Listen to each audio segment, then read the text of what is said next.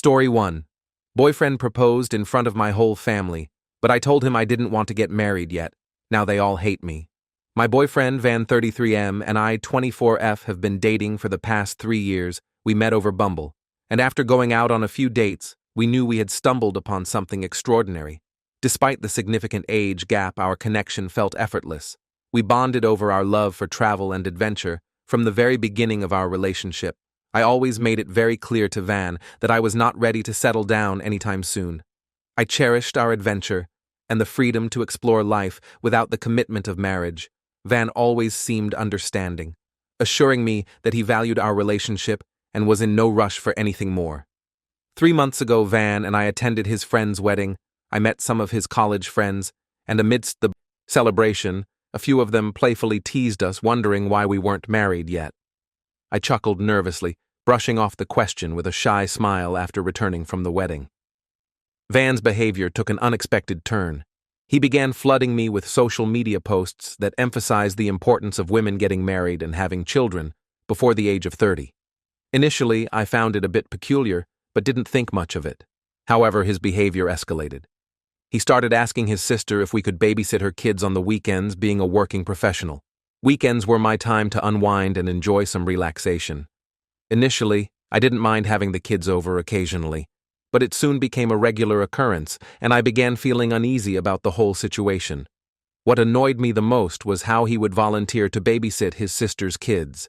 Without even consulting me, I would make plans, even securing reservations for us to go out during the weekend, only for him to cancel them, citing the need to watch his sister's kids because she needed a break. I began to suspect that he was doing this intentionally, perhaps in his weird little way to prepare me for the future. What irked me even more was that every time we babysat those kids, I ended up being the one looking after them. While Van remained glued to the TV with them for the entire day, the situation not only disrupted my plans to relax, but also left me feeling like I was shouldering the majority of the responsibility during these babysitting sessions. When I realized that he wasn't going to stop this charade, I started to make plans to hang out with my friends without him. This really seemed to piss him off. He insisted that as a woman, I should be looking after the kids and leave him alone with them. I told him that he was the one who was inviting them over every time without asking me. Hence, they were completely his responsibility. He started to protest if this was how I was going to treat our children one day. I was shocked to hear such a disgusting comment from him out of nowhere. I angrily reminded him that his sister's kids were not mine to look after, so he couldn't force me to babysit them. When all he did was drink beer and burp on the couch, I went on to tell him that I was neither looking to settle down, nor was I looking to have children anytime soon. He later apologized to me for how he had spoken to me, and I thought he had finally learned his lessons over the next few weeks. He didn't bring up the matter, and we had a few great dates then. Out of nowhere, when we were out on a date, I caught him staring at a family sitting nearby. He then turned to look at me and started to talk about how my biological clock was ticking already, and we should get pregnant as soon as we can. His words started to scare me as I realized he was no longer playing around. Despite me saying I wasn't ready, it seemed like Van wasn't listening. He was getting more and more obsessed with the idea of getting married. The pressure was getting too much, and I knew I had to talk about it before it messed up our relationship. One evening, after spending the day preparing a grand meal for us, I decided to have a more open conversation regarding this, so I could understand where he was coming from. As we sat down to eat, the aroma of the food couldn't mask the tension that lingered in the air. I took a deep breath, gathered my thoughts, and finally broached the subject. I looked at Van, my fork pausing mid-air, and said, "Van, we need to talk about something important." His eyes met mine, and I could sense a mix of anticipation and unease. I began by expressing my feelings about marriage, and how at this point in my life, being just 24 years old, I wasn't ready for such a commitment. I explained that I valued our relationship immensely, but needed time to grow individually. Before taking such a significant step, I told him that I did not want to be married for at least the next 4 years. Van, however, seemed taken aback. He tried to convince me with tales of happily married couples, the joy of raising children, and the security that a marriage could offer. His arguments were heartfelt, but I knew that they didn't align with the priorities I had set for myself. As he continued to make his case, I stood my ground. Emphasizing my desire for personal growth, I made it clear that I was not ready for marriage, let alone getting pregnant at such a young age. It became a challenging conversation with both of us, expressing our perspectives passionately. Despite Van's attempts to sway my opinion, I remained firm in my stance.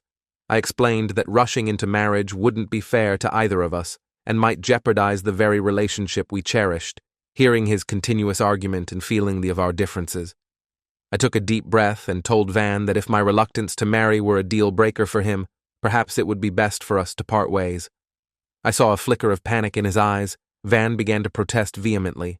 His earlier conviction momentarily wavering, he backtracked, assuring me that our relationship meant more to him than any societal expectations or predefined timelines.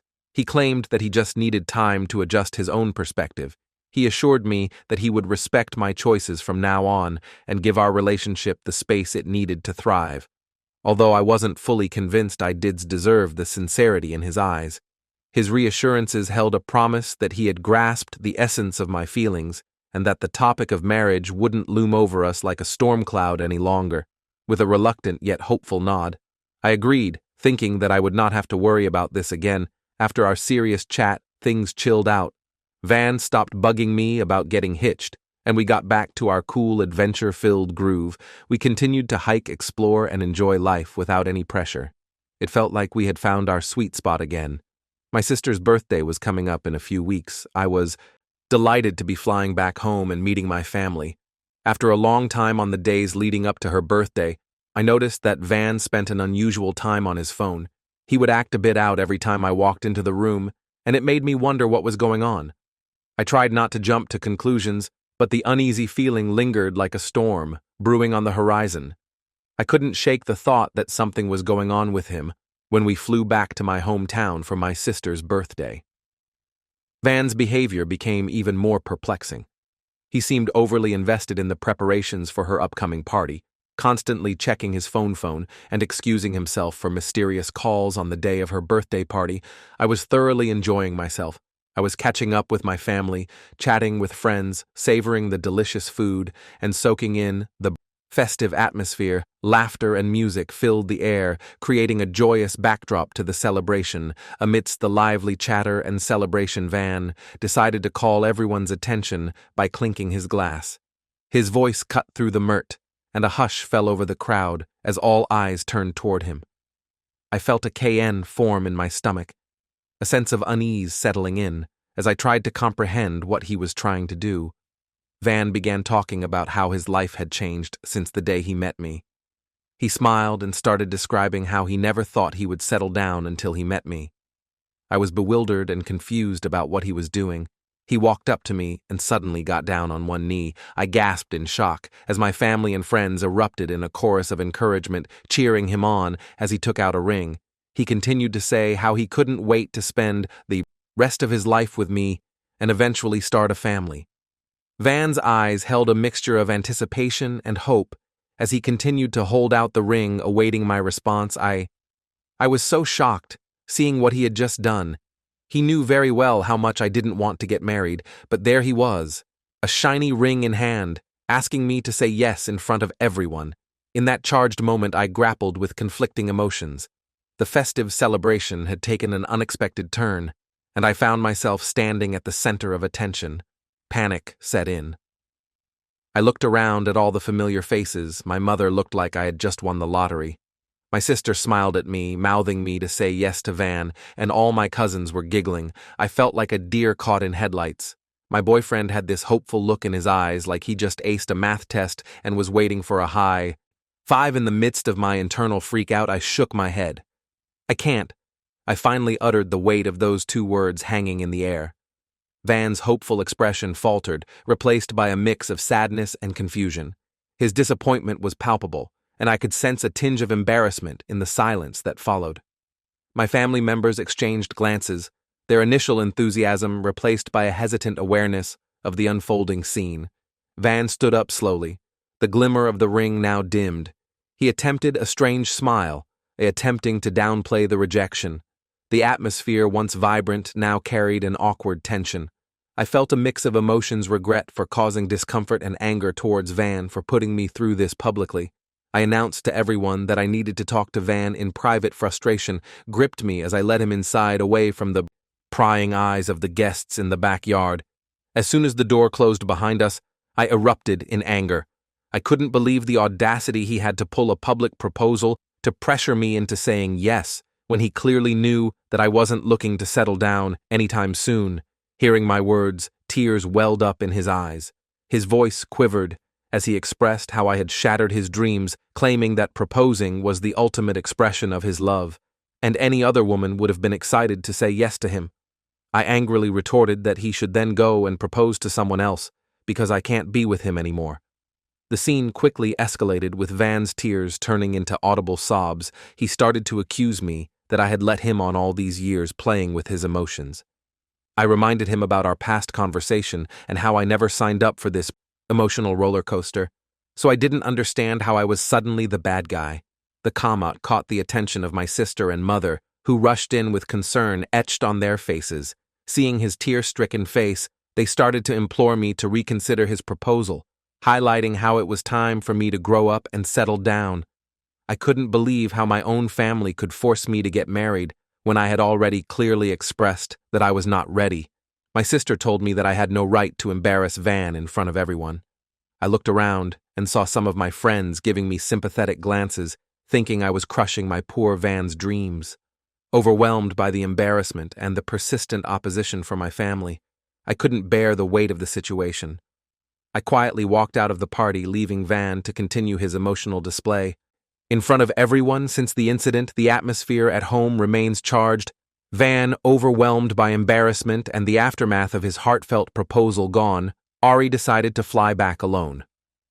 I was a bit relieved, as I knew that we needed space at this moment even though he is gone. The awkwardness continues to linger, with my family questioning my decision and attempting to sway me toward reconsidering his proposal, despite sticking to my guns about not wanting to get hitched. I find myself grappling with guilt. The image of Van's sad face keeps replaying in my mind. Did I break his heart?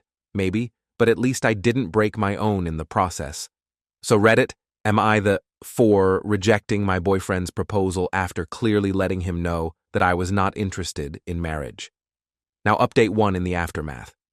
Since I wrote this story, a lot has happened in my family. My sister Donna and I have had a fighting match regarding what happened between me and Van. She revealed how Van had confided in her about his elaborate plan to propose, and she had known about this for weeks in her mind. She believed it would be a wonderful surprise for her birthday celebration. The disappointment on her face was evident as she expressed how my rejection and my selfish nature had cast a shadow over what should have been otherwise a joyous occasion for everyone to celebrate. My mother tried to keep the peace between us, but I couldn't take my sister's accusations anymore. Amidst our heated exchange, I finally confessed to them that Van and I have had multiple conversations about marriage. I emphasized that I had consistently communicated my reluctance to tie the knot so soon. Hearing this, my sister's expression shifted.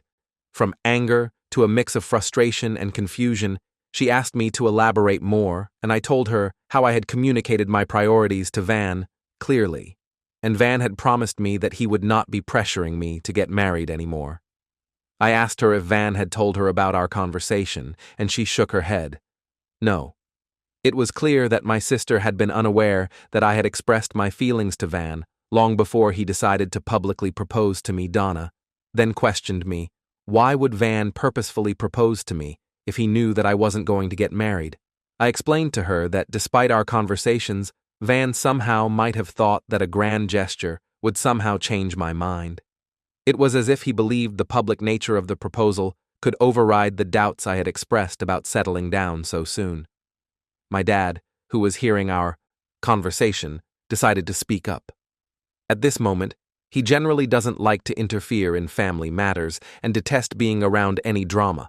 I braced myself, thinking that he was going to reprimand me, also like my sister was, but to my surprise, my dad told Donna to leave me alone. No one should feel forced into marriage. He remarked, his tone reflecting a stern yet understanding demeanor. If Van truly cared about her, he would not have pressured her so publicly. Love should grow, naturally, not be coerced with grand gestures and unnecessary drama. His words resonated in the room, causing a brief pause in the conversation. Donna, visibly conflicted, seemed to absorb the gravity of my dad's perspective.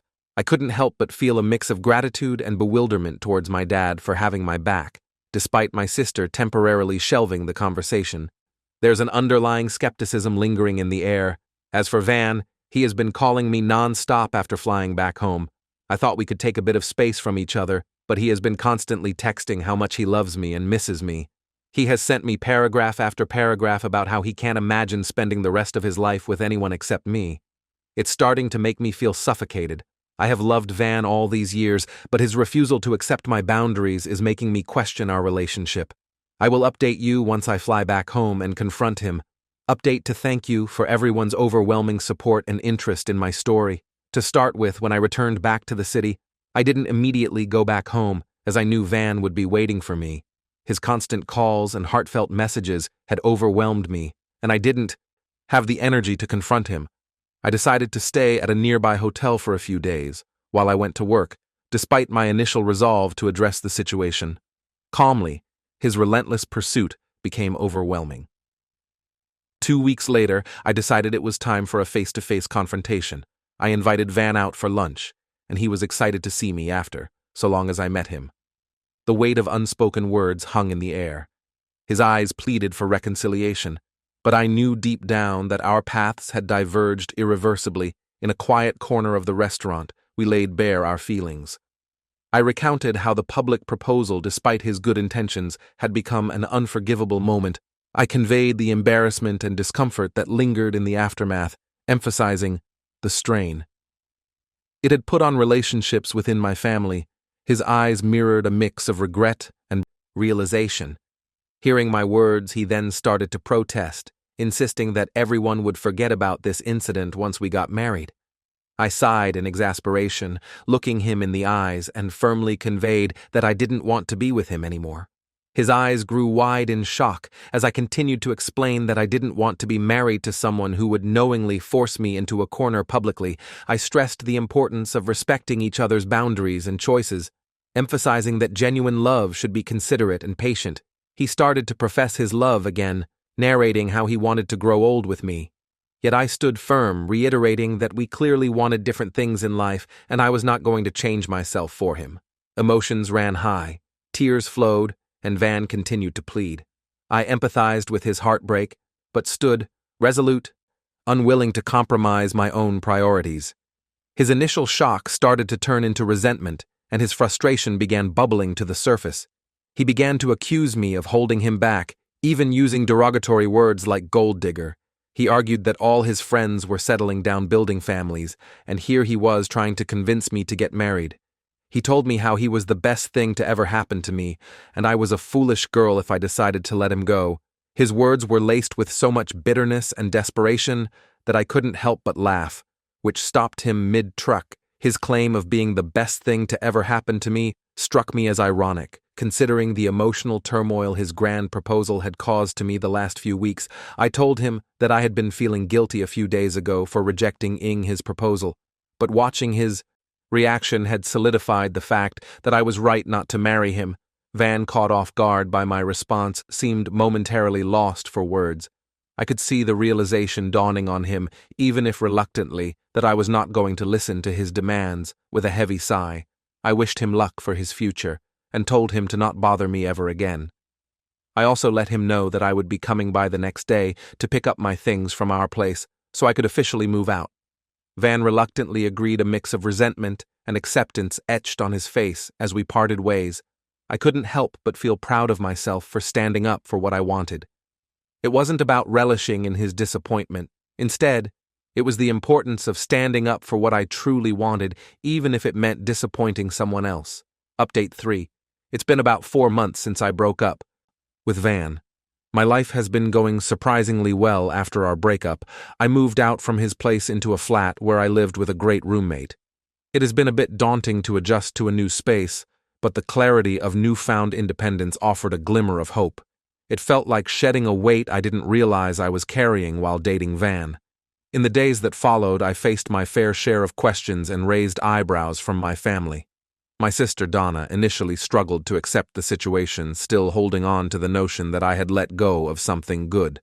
Aware of the lingering concerns, I decided to invite Donna to visit me at my new place. The intention was to spend some one-on-one time with her, giving us the chance to have a heartfelt conversation without the prying ears of our family members. When she visited me, we could finally talk about everything. I started by acknowledging her concerns, understanding that my decisions might have seemed sudden and unexpected to everyone. As I had been with Van for a long time, I wanted to reassure her that my breakup with him wasn't about rejecting a good thing, but about recognizing what truly made me happy.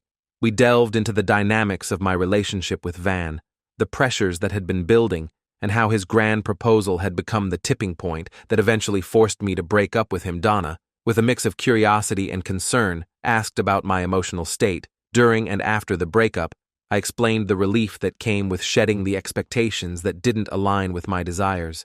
We shared a few laughs about the awkwardness of the proposal incident, finding some humor in the chaos. The conversation then shifted to the positive changes in my life. Post-breakup, I highlighted the freedom I had now to make decisions in my life, without the constant worry and pressure of what my partner would want and how I had been rediscovering myself. Donna listened, starting to understand my perspective. In the end, she assured me that if this was something that made me happy, then she didn't want to stand in my way. I felt relieved hearing her words. Our talk then transitioned from the heavy topics to more light-hearted banter. Over the course of her stay with me, we had a great time, and I took her around the city for sightseeing. Since my sister's visit, my mother has also started to see that I have been doing much better without Van. She has apologized to me over time for judging me that day and has assured me that I have the autonomy to decide when and if I ever want to get married. She emphasized that my happiness and well-being were her primary concerns, and she would stand by my decision no matter what life has taken a turn. For the better, the weekends are now mine to relax and enjoy, without the stress of babysitting or unexpected marital discussions. I have rekindled old hobbies, taken spontaneous trips with strangers, and found solace in the simplicity of being true to myself. As I reflect on these 4 months, I can't help but smile at the progress I have made. The breakup, once a source of guilt, has now become a pivotal point in my journey of self-discovery. I am forging ahead, embracing life on my terms, and relishing the freedom to grow at my own pace.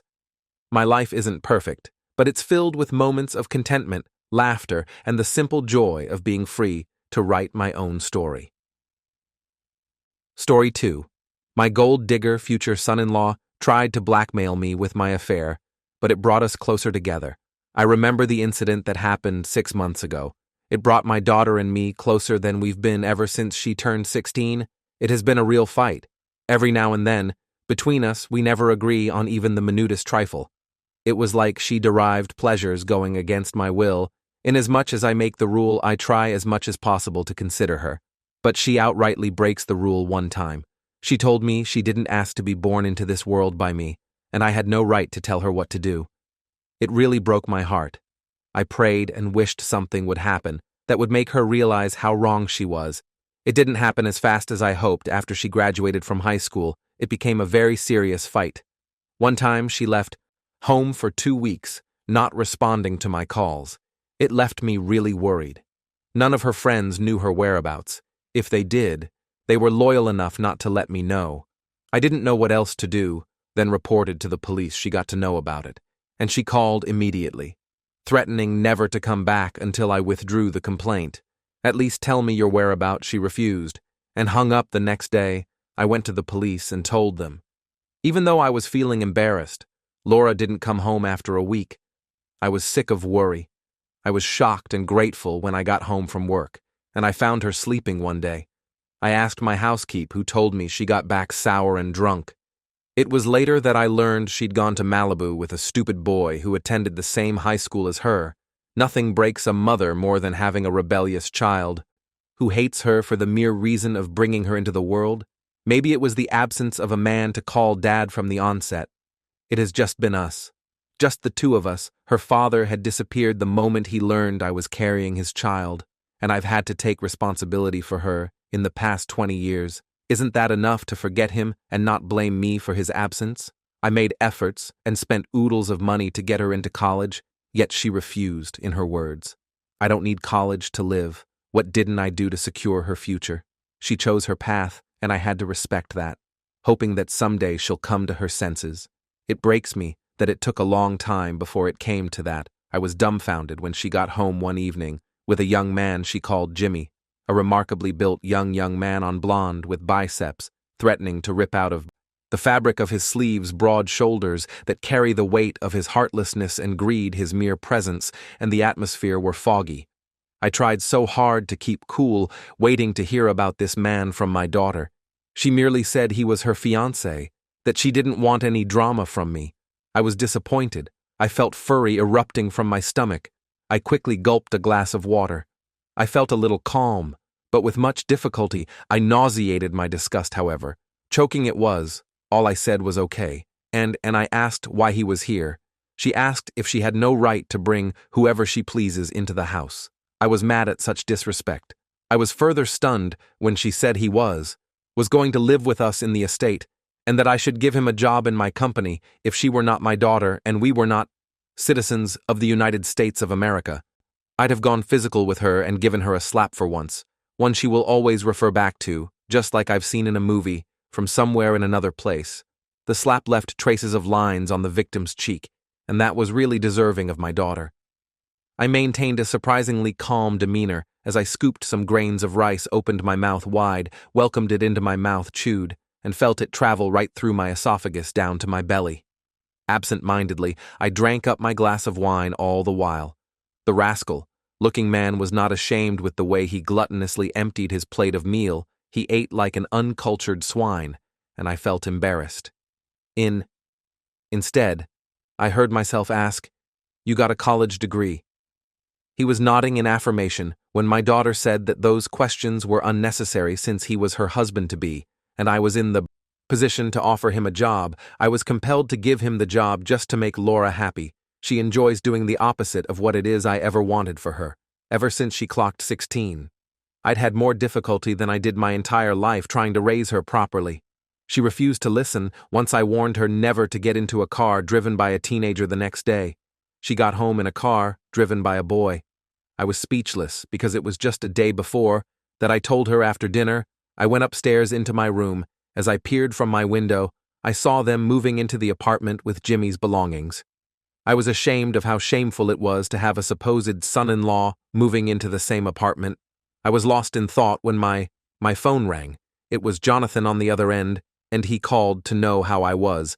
I told him I wasn't okay, and he knew at once the reason, all those, while he had been the support I needed mentally to get through the emotional turmoil my daughter had thrown me into. Ever since she turned 16, Jonathan had been not just a colleague, but a friend. We got into a romantic relationship officially around the time Laura left home for Malibu. He was there to soothe and encourage me, and somehow we had sex. Though it was awkward afterward, he eventually told me how he felt about me, and ever since then he was always there and was the strong fulcrum that I needed to pull through after I told him about Jimmy. He said it was okay. How hard would it be since we had enough houses in the estate? Besides, I'm in the position of giving him a job to make him a better man. Perhaps he was the right man for my daughter and all of that. So I loosened up a bit afterward. We discussed our relationship and how, well, things were going between us. We expressed our love for each other once again, as we often do. 2 months later, while in my office, I heard a knock on the door, and it was my receptionist. I was taken aback as to when she had ever come to my office during work hours. She doesn't report directly to me, and I was compelled to understand why she would be in my office. I gestured for her to sit, and she did. When I asked what was wrong, she complained about Jimmy Beacon, the assistant director of the tech unit, making sexual advances toward her, and just like expected, she had come to make an official complaint. I was at a loss for words. I finally told her I would investigate the matter accordingly. Thankfully, she left my office. I didn't know what to do, but I was grateful I never disclosed the fact he was my son-in-law-to-be. It would have been a very big embarrassment, this complaint. From my receptionist is in addition to dozens of others from my other workers. I was angry about the whole thing. Why wouldn't nobody come to live in my house? I give him a job, and he decides to sexually harass my workers under my nose. That was the height of disrespect, and I decided I would talk it over with my daughter. This gold digger she brought was trying to destroy reputations I labored to build, and I wasn't going to allow it. I was still fuming when Jonathan walked into my office in his habitual manner of not knocking. He locked the door behind him, dropped the files he was having as he observed my mood. He asked what was wrong, and I told him all that I knew, and he was disappointed. But he decided he would talk to Jimmy while I do the same with my daughter. Later he told me why he was there. It was strictly business. He was made an offer by one of the renowned fashion companies called Devil Wears in New York, and he would be leaving the city soon. I wasn't surprised. I had always known he had an interest in fashion. Besides, he created styles in his sketchbook that never left his person styles, which he would send across to so many fashion houses, hoping to land a deal. And finally, here it was. It was a mature thing to rejoice with him and let him go. Jonathan had been with me from the beginning. Initially, it was hard for him to find his ground, but he was smart and intelligent, and he was where he was, as a result of hard work and effort. Most times, I wondered if it was his doggedness or good looks that got me so attracted to him. Though I was sad, I was happy for his success. He would finally live his dreams. However, I was worried as to how we would manage the relationship, as if he was thinking about the same thing he promised he would be back after a while, which he wasn't certain I knew better than banking on his promises. I resolved it was better. I let him go and pursue his dreams. Besides, nothing lasts forever. We had enjoyed the relationship while it lasted, and I was ready to make whatever sacrifices were needed. He was hurt by this because he never envisaged that our relationship wouldn't last. He calmly left my office, and I didn't call him back. 42 years of my life was enough to teach me not to hold anyone back, but to let things go and simply enjoy it. While it lasts silently, I prayed Laura would come to a realization of what I honestly wasn't sure of, but I knew if she came to the realization, a lot would change in her way. I got home that evening, and Jimmy was the first person I met. Laura, as I reckoned, was in the bathroom. I told him about the complaints I'd received from some of my staff, which he denied outrightly. However, I warned him to desist from such else. My daughter would learn about it, and the board would take immediate action. He didn't look bothered by what I told him. Instead, he went ahead to tell me about his displeasure at having Jonathan speak to him, that he had no right to meddle in his affairs, the same way I retorted that he had no right to be standing where he was under my roof. Same way he had no right to be enjoying the benefits of living in my house for free. I resolved not to talk to Laura about it. Besides, she would not listen since she was head over heels for Jimmy. She would probably think I was trying to break up her relationship ship, and there we would have a round of tongues lashing out hurting words. I often wonder why it is that my daughter hated me that much, that I can't talk to her like a mother would, and she listens not up to 2 weeks while I was working out my ass at my office. I got a text from Laura which read, "It's high time Jimmy got his own car." This cracked me up a little, and gradually I let out a cruel laughter. My secretary was alarmed, and she kept asking what was the matter. I laughed until I felt my ribs hurt, and then it was followed by a tear. Immediately, I was given a handkerchief to wipe the tears already streaming down my cheeks. I thanked my secretary and asked her to leave, promising to be okay. She did. I just sat there not saying a word, choked by hate, anger, bitterness. I got home that day to meet Laura already waiting at the door for me. I suspected Jimmy might be somewhere in the house listening to our conversation. She demanded an audience and refused my pleas for a later time. Due to my fatigue, I was forced to slump into the couch and listen to what she had to say. Never have I ever been asked to buy a car for a total stranger whom I am not pleased with, who lives in my house, whose sake my own daughter was ready to rob me clean. I reminded her how much I had spent a week ago, all for the same Jimmy. For once, I told her how much I worked hard to be where I was, and I would not let some riff rap from some hole burned bridges and reap where he did not sow. I made it clear that Jimmy was a gold digger, and I would not spend a dime of my hard-earned money for his sake anymore, no matter what. This did not go down well with Laura. She refused to listen to all the warnings I gave her, but threatened to leave the house and never come back, since I would not do her bidding. Laura swore she would leave and I would never see her again. In fact, she swore she would not attend my funeral, since I did not have her happiness at heart. I went mute while she talked. There was Jimmy walking into the exchange, and before me he pleaded with Laura not to leave the estate, that he would win my trust. Eventually I just stood up and carried the weight of my sadness and fatigue into my bedroom. Good thing I had my last dinner with Jonathan, and I wasn't famished. so I slept off later around 2 a.m. I heard a tire screeching outside of the building, and I looked from my window. It was Laura and Jimmy driving into the compound from wherever they'd been presumably party. I sighed deeply and got back into bed. A week later, I was going through report from my secretary when Jimmy stormed into my office. I was displeased at the behavior, and I ordered him out, but instead he sat down smiling and looking all cheerful. I wondered what he was up to. He spoke in an unusually calm and respectful manner which I never expected. In a flash, he drifted into a more condescending and boisterous tone, appraising his ability to unravel mystery and open up secrets hidden in the midst. I was lost as to what he meant. He made some analogy about a married man screwing a woman supposedly in an intimate relationship with another, which resulted in some loss immediately. I cast my mind back to 3 days ago when Ethan, director of production at the company's anniversary celebration, had gotten himself drunk and lost his way into my hotel room. We got talking. I was a little tipsy, and we both lost control, and we had a fling, and that was all there was to it. The next morning, I told him that what happened was a mistake, and should never be referred to in future conversations, and he said he was going to say the same thing, and that was it. Besides, he was married with 2 kids, and I know him to be a loyal husband and father. I was displeased with myself, but one cannot stay mad at oneself forever unless you are a masochist. Even when I told my therapist, she said it was just a fling. Neither of us had envisaged it. However, it's been awkward with Ethan afterward. I noticed the way he looked at me at the board meeting, though.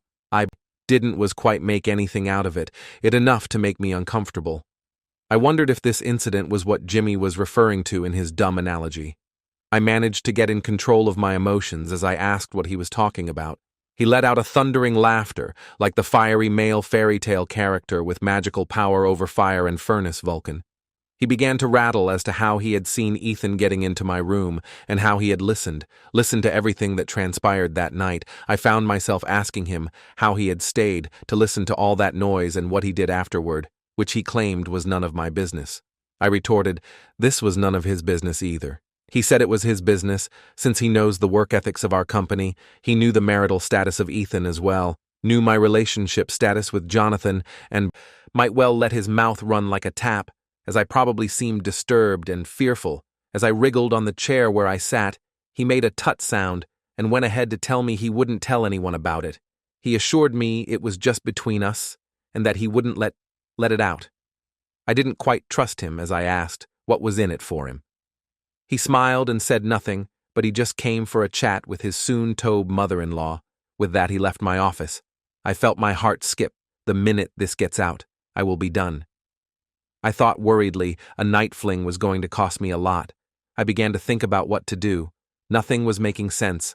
I felt my temperature burning up my heart. Skipping bits for minutes before skipping again all around me was twirling round and round. I felt hot in a fully air-con conditioned office. The whole day went badly. I couldn't eat even while I was hungry. I felt a lump in my stomach, and all I had was water, gulping down cups of water during dinner. I was shocked to find out that Jimmy had prepared dinner. I was wondering what he was up to. I couldn't speak much at the dining. Jimmy went on and on, talking and laughing loudly, that Laura had to ask if he had won the lottery or something. He simply said he just had a great day and that he chose to be happy. I knew it was all a lie. He was happy because he felt he had trapped me in the web he designed for me. Little did he know what was coming the next morning when I looked out my window and saw Laura driving out. I exhaled deeply, hoping she left with Jimmy. I didn't want the ill luck of having to storm into him at the sitting or wherever I got ready for work, walked downstairs into the living room, and was glad when I saw just the housekeeper. I went to the dining to have my breakfast. Halfway into sipping my cup of tea was the devil smiling at me. I froze and melted in a flash.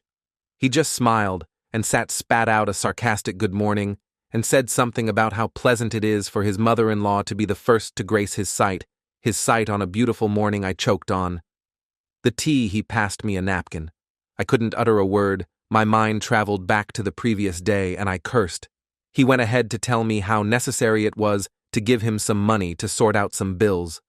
I realized that this was what all of these were about, a blackmail. I mustered courage, regained my strength, controlled my breath, and I told him I wouldn't give him a dime. He seemed pissed, but collected. I told him I didn't have money to throw since I worked for it, and he should do the same for himself. He sighed, gnashed his teeth, and made a toot-toot sound. According to him, it was a matter of necessity that I couldn't avoid, or I'll be faced with a shameful consequence. Then he said it was okay. He reached for his cell phone in his pants pocket. I peered from my side view as he made some touching on the screen, and immediately I got a message. Buzz on my phone, dropped the napkin, and grabbed my phone to see what it was. I was dumbfounded by what I saw. I said no word immediately. I grabbed my purse and left for the office. I sat at my table thinking about what to do. I was at a loss. How could one be so heartless? Jimmy was bent on ruining my life. I was so afraid that I had to send him the money he demanded for. It was quite a whooping sum, but I painfully gave it to him, thinking that was the end. I thought he would stop. After that, the thing about blackmailers is that they never stop one for more, and so it continues. The next day, he was demanding more money. This went on for a while, and I knew I was getting to my breaking point. Laura barely listens to whatever it is I try to tell her. She never listened to every single thing I had to tell her. I got fed up with all of it, so I started devising a means to free myself from the shackles of extortion. A thought flashed through my mind, and I set to work. I summoned Ethan to my office, told him about the new development, and he was more disturbed than I expected. I showed him the pictures Jimmy had sent me that morning, and he was cursing breathlessly. He didn't handle it as well as I'd envisaged. Being a man, I'd thought he'd be calm to think about the step to be taken. Instead, he seemed as though his heart was about to jump out of his own body, so I told him he'd have to move to the company startup in Florida. Since I was the board chairperson, I didn't have to consult with board members for this decision, and he was willing to move, owning to the fact that his wife also got a job at the Central Hospital, Florida, so he was more than willing to move. It all fell into place as everything was planned out. He was leaving in 5 days later. I called Jimmy to strike a deal, at least come to an agreement as to what it is he wanted, exactly. When he came into my office, he was looking so serious that I wondered what he was up to. However, I didn't ask. Whatever it was, not my business. I'd asked him what exactly he would exchange for the pictures you were using to blackmail me, and without giving it a thought, even for a second, he demanded for my estate. This kept me baffled. I thought he was joking. I smiled uncomfortably and repeated the question. Thinking. Perhaps I wasn't clear earlier. He repeated the same thing. He would have my estate in exchange for the pictures. And he wasn't joking with words. I saw a beast in the way he smirked.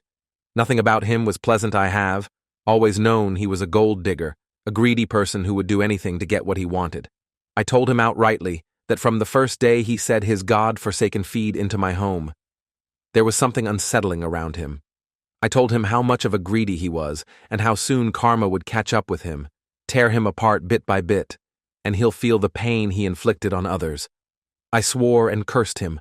All he said in response was that I should leave with my daughter after giving him the estate, and that he was never interested in her. This broke my heart. I was going to forgive his insults, disrespect, blackmail, and gold digging, but the fact that he just used my daughter broke me. I felt moist around my eyes, and all became silent. Even when he walked out of my office, I didn't notice for what seemed like an hour. I was in a state of mental blackout, but I felt tears streaming down my cheeks, which tasted salty. I had no idea about the next step to take, but I didn't know there was progress. Unfortunately for Jimmy, I had recorded the entire conversation. It partly went just as I envisaged, although I had forgotten to stop recording immediately after the conversation. But it was safely saved, and I was good to get on with the next step, even though I was more hurt, knowing that he only used my daughter to make money. I talked to Laura about it later that day. I was surprised when she responded to my call immediately. Listening to the record, she looked disappointed and sad. She further told me how she had found some dishonest scheme stored up in his phone. It appears that he goes about robbing people of their lifetime investment and money. We weren't the only ones he was blackmailing. He had done it to a lot of other people. He was a scam. He lived by extorting people. Laura suggested we call the police on him for the first time. We were unanimously going to make a decision. I was glad that she was getting back to her senses, and I hoped it remained so. Immediately, we heard him pull up into the garage. I asked Laura to pretend as if everything was cool. We agreed to steal his phone. She went into their bedroom and acted normal, so Jimmy wouldn't get suspicious. I stayed in my room thinking about what next to do. I heard them leave after a while, and I walked stealthily into their room. Laura had told me where exactly to find it. I took it immediately. I left for the police station at the station. I told them everything I knew and was asked to write a statement, which I did, and was called back by an officer to write my name in a stipulated space-tagged complainant. Immediately I got done with it. Markson? The officer seemed fascinated by the name, but didn't have the time to ask more about it. They were ready for an arrest. We got back home only to find Jimmy about to hit Laura with a vase for not telling him where his phone was. I screamed as the officers hurriedly handcuffed him. I helped my daughter up and gave her a glass of water. He threatened again to reveal my secret affairs with Ethan, which made me laugh. I told him he had nothing on me anymore. Jonathan had left the company weeks ago. I cursed his ignorance, all these while he had been in the company and hadn't seen Jonathan. It didn't cross his mind to find out why. As for Ethan, he was far away in Florida.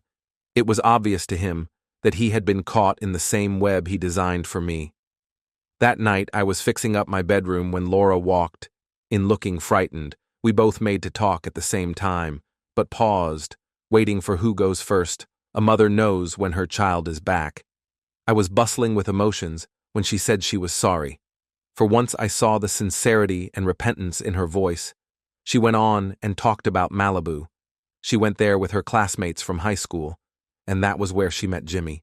She was sorry for threatening not to attend my funeral. She was sorry for disrespecting me. She was sorry being obstinate. She was sorry for putting me through a lot of pressure. She was specifically naming each and every hardship she put me through. I maintained an unusual calmness. I felt tears streaming down my cheeks. I cried. We both cried for a while. We cried and clung to each other, and that marked the beginning of our relationship. The next morning we woke up, and I could swear there was a flood of fresh air sweeping into my room, and it was dawn. And I knew that while the sun rose, it would herald a strong mother and daughter relationship that would never be broken by anything. It was a long, hard year, and I was grateful it was finally over. Laura was back to her senses, and I couldn't be more grateful and happy. Laura was set on making inquiries about college.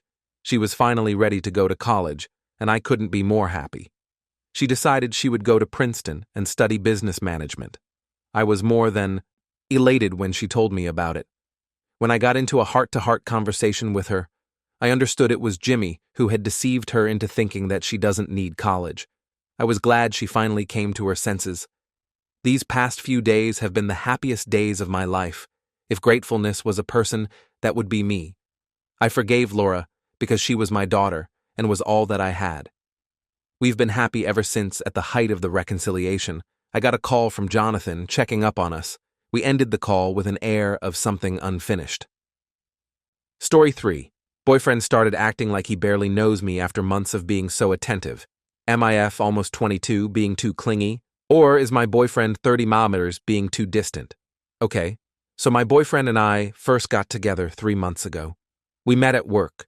Because we work in the same office but in different departments, only a few of our co-workers know about it, and they know to keep it a secret. We make sure to actively avoid each other at the office, so it doesn't cause any drama. He was interested in me at first, and I turned him down, but after he went out of his way to show me how thoughtful and sweet he was, I agreed to a date, and things quickly went from there. I'd only dated one person before him, but that was only 2 dates, and things never really went anywhere, thankfully, because he was a total douchebag. He's been in a few LTRs before me and even had a fiancée at one point. They broke up because she cheated on him for about the first month and a half of us dating. He was very attentive and communicative. We'd be texting almost all the time, and even though we both had busy work schedules, we'd usually go out or hang out at his place at least twice a week. He even got me a drawer at his place of about 2 weeks after we began dating, so I'd have a place to put my pajamas and things. He was very clearly interested in me, and honestly, one of my concerns when first getting into the relationship was that I may feel smothered at some point and would need to sit him down to let him know that I needed some space. Honestly, I wish that was my concern, because trying to get his attention nowadays feels like pulling teeth. He used to be really sweet to me and flirt with me a lot through text, and now the most I'm able to get out of him is the occasional Han. When we were first seeing each other, he would invite me over and invite me out and would express excitement towards seeing me. Now I'm usually the one who has to initiate the plans, and he'll usually respond like, yeah, we can do that, or let me check my calendar like, damn, do you even want to see me? I'm asking to spend time with my boyfriend, not squeezing in a paid business meeting. It makes me feel like an obligation, which I really hate, even though my boyfriend and I usually only see each other about once a week. Nowadays, he joked with me one day, calling me clingy. I got really upset with him about it and kind of bitched him out for it. He apologized saying it was a joke and he didn't mean it like that. But I feel like he wouldn't have made it if there wasn't a hint of truth to it. Communication is minimal nowadays, and what I do get is lackluster. We used to text continuously, having the most interesting and intellectually engaging conversations. Some sweet, some sexy, you know the drill, he's on vacation right now, and a few days ago he texted me a good morning text around 10 a.m. And when I responded back, he kept me on read until midnight, when he finally replied back, saying, hey, sorry, I was doing so. And so all day, it only takes a few seconds to shoot a text saying, you won't be on your phone for the rest of the day. I would have preferred it to feel like I was being blown off by my boyfriend for the entire day.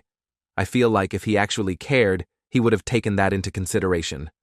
Also, I texted him asking for him to call me, because I missed him after he was gone for about a week, and he just replied, yeah, I get it. Can I call you tonight? Then, when we talked on the phone, later on that night, I said I miss you a few times and didn't say it back. I get that maybe it takes longer than that amount of time for some people to miss others, but when we were first dating, he once said, miss you to me when we just seen each other the day previous. I don't get it. We're still physically involved when we do hang out, and what we do together is good, but there really isn't any build-up or tease anymore. He doesn't compliment me, and we don't sex. It kind of makes me feel like friends with benefits in a way. Except friends with benefits probably are more excited about seeing each other. At least he doesn't really open up to me emotionally anymore. He used to talk to me about things that are bothering him or things that are going on personally, and he doesn't really actively bring those things up anymore. I want to be there for him, but it's hard to do so. When he won't let me, I really hope that this post doesn't paint him out to be a bad guy, because he's really not. In fact, he's an incredible guy, which is why I'm with him. He's charitable and sweet, has a great love for his family and friends, and he's smart and funny. He always listens to me when I'm stressed or upset and apologizes when he messes up. And it's not like he's ashamed to be with me or anything. He introduces me to his friends as his girlfriend. Even though he has a lot of female friends, I don't think he'd cheat on me. He actually hadn't been sexually involved with anyone for about 2 years before seeing me, so I know he doesn't give in to urges and temptation like some people do it. Just makes me wonder why he's acting like this. I've mentioned to him as being distant before, and he just tells me that he's sorry and that he hasn't noticed he's acting like that. Then brings up 1 or 2 very temporary things that have been on his mind. I'd understand it if it had just happened for 2 weeks, but it keeps happening and is getting worse. I want to talk to him about this because I really want things to work out between us, and I don't want to end up resenting him over something that's fixable. I don't feel like I'm asking for too much. I just want to be a priority and to be shown affection. Am I just over-analyzing everything? If he were really losing interest in me, he would have just broken up with me already, right? I know that pretty much every response I'm going to get is going to say that I won't know until I ask him, but I don't know how to present this to him. Like I said earlier, when I do present problems in our relationship, he just apologizes and apologizes. I don't say these things to guilt-trip him or to make me feel superior to him. I just want our relationship to be healthy, and how are we supposed to do that if I don't communicate what I'm feeling? I'm going to be seeing him on Saturday, so I think I'm going to need to sit him down for a very serious face-to-face talk. I'm just not sure exactly what to say. Any advice or perspective would be much appreciated. Update. I couldn't wait until Saturday. On Tuesday, I asked him when he was flying back in from vacation, and he told me he was flying at around 12:30 a.m. on Thursday. So I told him I wanted to come over to his house after work that day today to talk. He apparently had plans with another coworker of ours, which I was salty about because I figured that he would want to see his girlfriend of all people after being gone for 2 weeks, but he blew them off because it sounded important. So I went over to his house tonight with a box of his things and gave him the spiel. I said pretty much everything I said in my post. Then basically laid it down to, if you're not into me anymore, I'd understand, but please just break up with me so we can find people who are better suited to us. And if you are into me still, then you need to show it the entire time. He nodded his head and looked very understanding.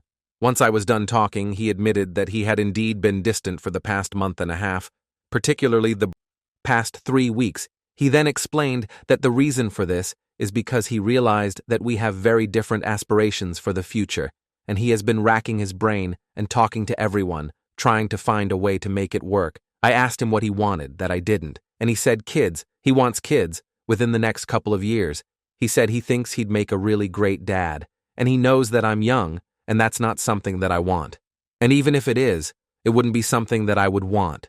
Within the next couple of years, he told me that it was killing him inside, that he couldn't think of a compromise that could work for us to be together, because he loves me the first time he's ever told me that, and the last he said he didn't want to continue on in our relationship hanging on to Mays only for us to end up rezzing each other or pressuring each other into things we don't want. I let him know that I'm still growing and my thoughts on it could still change, and that right now my main reservation with children is actual pregnancy, and I could possibly see myself adopting. He shook his head and said he wanted children of his own. He's right. We cried in each other's arms, collected my things, and discussed our boundaries at the office. I let him know that I didn't regret our relationship and that I was so thankful for all of the good that we had together. I thanked him for being so good to me and for showing me the way that I deserve to be treated in a relationship. Before the emotional distancing, of course, he then told me that he was honored to be my first boyfriend, as he understood how big of a step that was for me to take, and said that I'm the best girlfriend he's ever had, and I've shown his love more than anyone he has ever dated before, including his ex-fiancée. He said that he felt for a long time that he didn't deserve love, and I showed him that he did. We agreed that we were going to keep all of the gifts that we given to each other, and that we needed some time apart to grieve, but that we would still be friends, and that we wished the best for each other in finding people who have the same aspirations for the future. He then walked me to my car for the last time. This sucks. Edit. Thank you everyone for your kind words of support. I'm still hurting, and I have spent a lot of time crying, and I'm sure I will for a while, but I will heal with time the day after the breakup. I tried to avoid him at the office, but the few times I saw him on accident, I could tell he was hurting. It hurts me to see him hurt. I have not spoken to him since, and will not do so for quite a while, as I don't want to reopen the wound. I also deleted WhatsApp from my phone, as that was what we used to message each other, and I'm trying to break the habit of consistently checking my phone to hear from him due to some of my current life circumstances. Many aspects of my life have been based on things that would make me happy while still being feasible. SLC convenient for other people in my life. Mainly my mother, not necessarily what I truly want for myself, before my former. I choose to refer to him as my former, as opposed to my ex, because I think ex just sounds too harsh and has a negative connotation.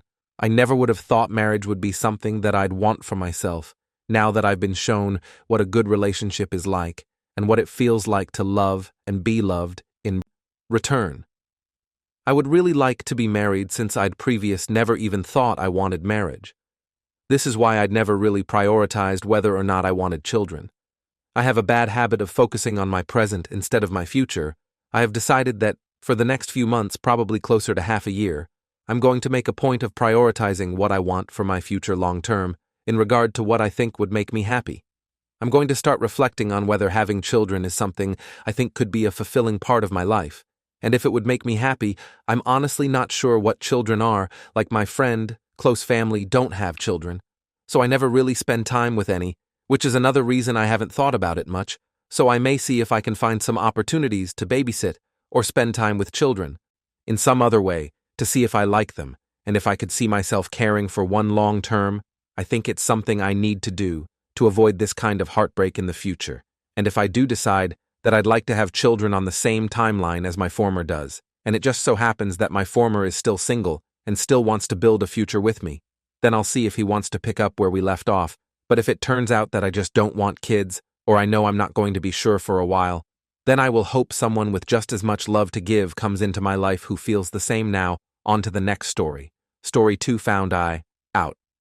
My wife was having an affair with my gym buddy. I kicked her out of my house. My wife and I have been married for 6 years. We met at work and instantly connected as employees. We were discouraged from dating others in the office, so I spent all of my time trying to make her laugh and joking with her about the other people around us. Eventually, I found a new job at a great place, and on my last day in the office, I asked her out. She said yes, and we fell in love. We got married after about a year and a half of being together, and it was one of the best decisions of our lives. The pandemic happened early on in our marriage, and at first it was causing some stress. We had been used to being away from each other during the workdays, and only really seeing each other on weekends and evenings. It isn't that we didn't love each other, but we both had our own time for ourselves. The pandemic really got both of us thinking about our health. We were both relatively healthy. We ate well for the most part, and before the pandemic we got most of our exercise from running around our respective offices. However, with the pandemic we were very sedentary and both of us were putting on a little bit of weight when things started to clear up. We both decided that we wanted to get a gym membership. We went together and we had a good time focusing on this new lifestyle. On top of that, we both really loved exercising and we could see the benefits of it fairly quickly. We started going to the gym together 3 or 4 times a week. The more we went, the more confident we were. Our membership was at a local place owned by someone we knew, so we recognized a lot of the people at the gym. There was a sense of community there that we liked. One day while we were driving back from the gym, my wife asked me who my gym crush was. I was taken aback by the question because it seemed like a weird thing for her to ask. She assured me that she wasn't going to take it the wrong way, but she'd seen me paying attention to some of the other girls in the gym, and she was just curious. In fact, she promised to tell me hers. I thought about it for a moment, and I realized that I was confident enough in our relationship to have that conversation with her. Of course, neither of us was the only person we were attracted to. We are both human after all. As long as neither of us acted on those impulses, we were fine. I told her who mine was. We'll call her Heather. Heather went to the gym with her fiancé, and we crossed paths with both of them. Often, my wife confessed that her crush was Heather's fiancé. We'll call him Joe. We teased each other about it after we confessed, but it was never really something that came up again. Several months later, I was playing basketball with some friends from the neighborhood, and I landed very badly and tore a ligament in my knee. I had to go through some physical therapy alongside months of rest. During those months, I wasn't able to go to the gym with my wife. She was still going, which I had no issues with whatsoever. She had been very passionate about her fitness and activity after the fact, so I was happy she was still doing it. I just wished that I could have gone with her after the injury. I found myself in a depressive episode. I was trapped in my house for the majority of my time, and I was feeling isolated and alone, so I took up some bad habits. I put on a little bit of weight, and some of the muscle tone that I had earned over the months of going to the gym disappeared. It didn't help my depression that I could see it happening and felt helpless to stop it. I complained about the issues I was having with my body to my wife often, and she did what she could to assure me that it wasn't an issue. She would love me no matter what. However, her actions spoke differently. It seemed like she didn't want to be around me as much. She had been laid off during the pandemic and still wasn't working, but she was out all the time running errands on top of that. We weren't having sex. I took it as her not being attracted to me, but I didn't want to go to her and ask about that. I think a big part of me was too afraid to hear the truth.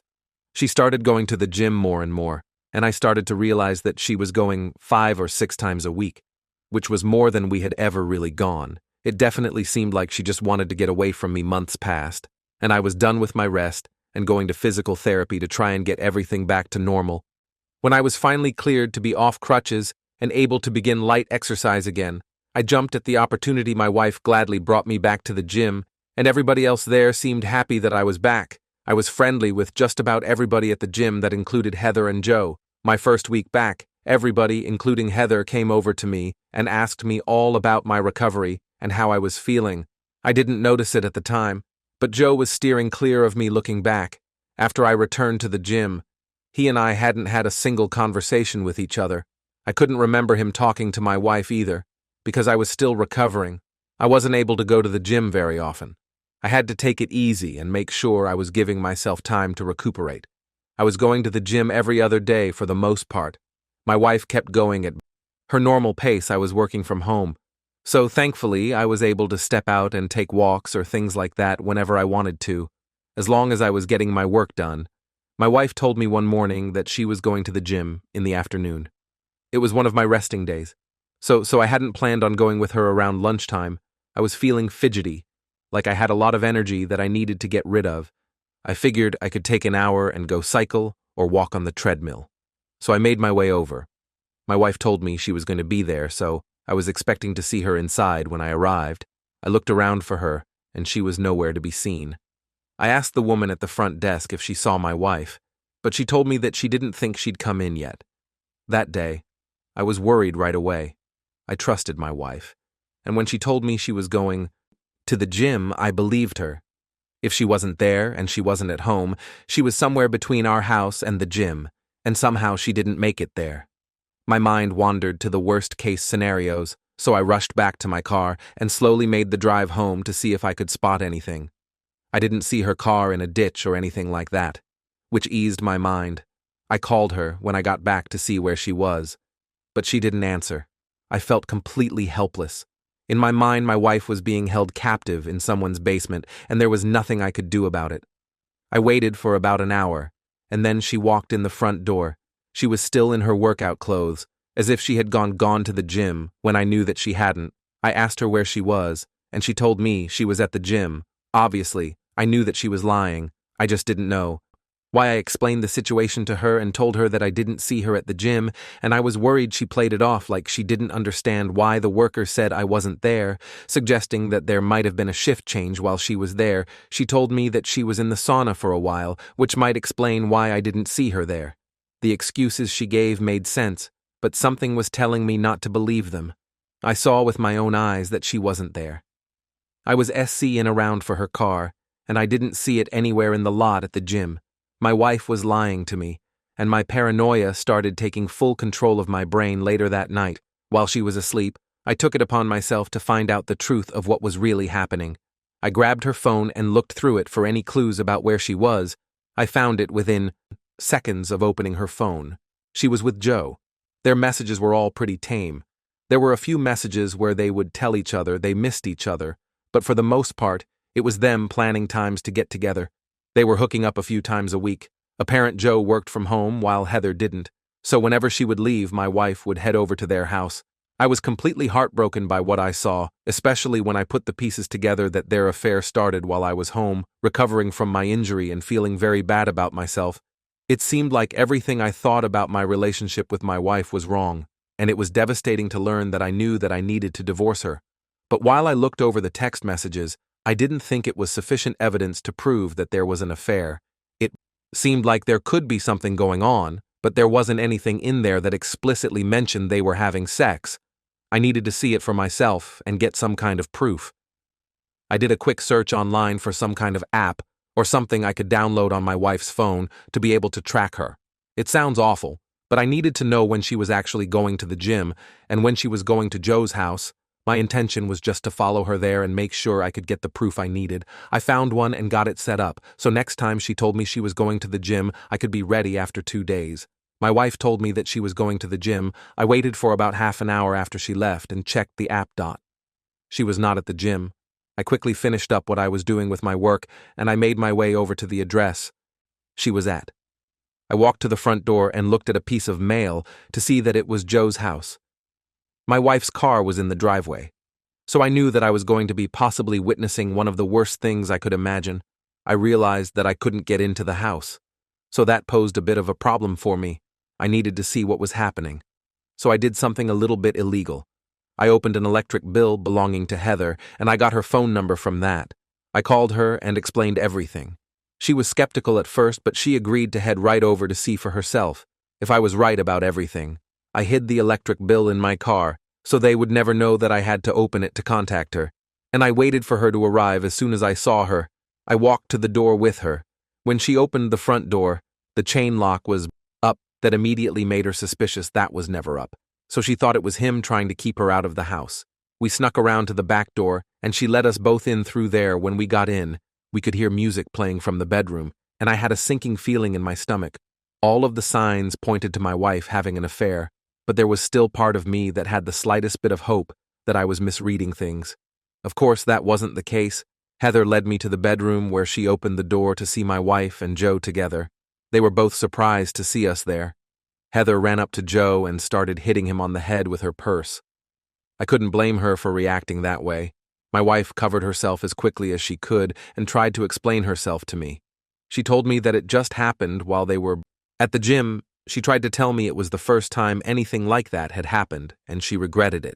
I told her that I knew she was lying and there wasn't any point, and to expect to get divorced. She still hadn't found a job since being laid off from hers during the pandemic. She had gotten quite comfortable with not working, which had been a point of contention in our relationship in the past, but I made enough for us to still live comfortably. She tried to convince me to change my mind about it right there. While we were standing in the doorway of the room, she was just cheating on me in. I told her that my mind was made up and I was going through with it. She was angry about that, and as I was walking away, she told me that she wasn't attracted to me anyway and that I could never really satisfy her. I knew the second part was a lie, but the first part of what she said stung. I had my insecurities about how I looked after the injury, and hearing somebody who was supposed to love you say it wasn't a blast.